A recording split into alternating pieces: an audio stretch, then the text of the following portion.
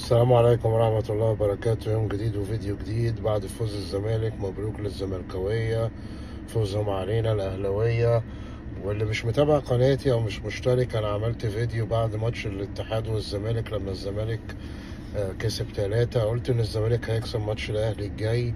ليه بقى؟ لأن هو كسب طارق العشري مع الاتحاد. الاتحاد فرقة تقيلة معاها لعيبة تقيلة، بمجلس إدارة تقيل وثابت ومستقر، ومدير فني قارح في الدوري المصري بلغة الكرة. قارح يعني إيه؟ فاهم إيه اللي بيحصل بالظبط ويعرف يتعامل معاه. طارق العشري، فان انت تيجي وتكسبه 3-0 دي حاجه انا كنت شايفها ايجابيه جدا. وطبعا التاني بيتفلسف اللي اسمه كولر، عنده ايه؟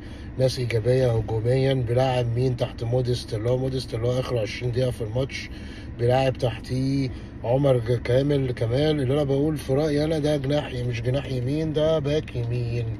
باك اليمين اللي هو العصري اللي بنشوفهم مثلا في الدوري الانجليزي، زي مثلا تريبا ولا كاش ولا الناس دي، اللي هي بتيجي ايه كده، بتبقى هي واقفه ورا باك يمين ويطلع بقى يعمل ايه؟ يزيد، تلاقيه جوه ال 18 يجيب جون. فهو باك يمين. تلعبه انت بقى وينج يمين، انت كده بقى مش بتدافع، ده انت كده كله عايز ورا. المهم لبست. وطبعا عندك كهربا،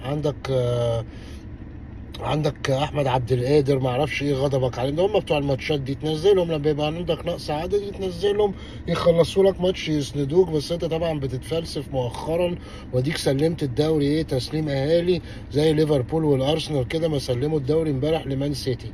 فانت هكون شكلك بتعمل كده بقى، بتسلمه بقى البيراميدز اول مره في تاريخه، which is I doubted، يعني اشك. او الزمالك بقى ما تفهمش انت مش مركز ولا عايز تمشي ولا جاي لك عروض سعوديه ولا ايه بالظبط في ايه. بس انا يعني شايف ان الزمالك يستحق اعلى اليومين دول. المدير الفني بصراحه هايل اللي جايبه مجلس حسين لبيب، نديله الكريدت في الموضوع ده. بصراحه مدرب هايل ومركز وفهم بالظبط اللعيبه والتشكيل. وانا قلت برضو، اللي ما شافش قناتي، اول ما عرفت ان شيكابالا بره السكواد قلت بس اقلق كده. لما شيكابالا يعني خلاص بقى، وشخصيته على اللعيبه، وفي لعيبه صغيره عايزه معامله معينه وتشوف ايه، نوعيه مثلا تعامل معينه في الملعب. الحاجات بقى بتاعت شيكابالا والتعنيف والشخصيه، ويقعد.